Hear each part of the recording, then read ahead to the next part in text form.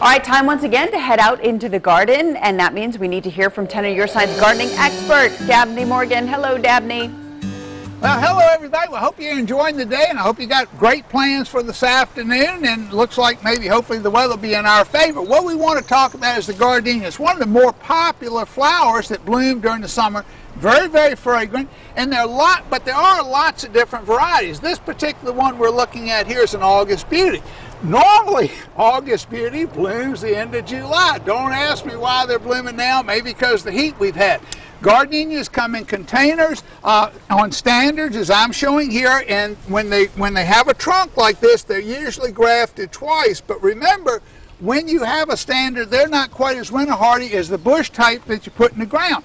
They've introduced in the last 3 or 4 years about 10 different varieties. My favorite is Mystery. Mystery is yet to bloom yet. That'll be blooming about a month. It has a little larger leaf and a nice green leaf, a little bit bigger leaf, and as you can see, the buds run here. Another good one that is very winter hardy is the Klein's Hardy. Now, Klein's Hardy is a single bloom rather than being a big full bloom like the other, but this, I think, is the hardiest of all the gardenias.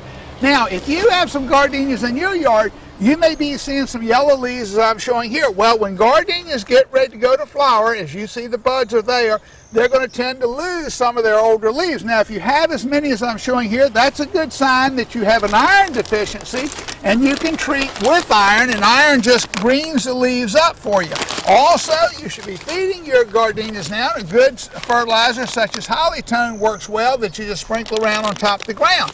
The other problem we get with gardenias is that they get a couple of insects. A lot of times your leaves will have a little black sooty mold on them, or if you should turn the leaf over and you see some insect damage on the back, you're going to have to spray. You can buy a ready-to-use, such as a rose and flower spray, or you can buy some of the stronger products that you mix and hook up to the hose.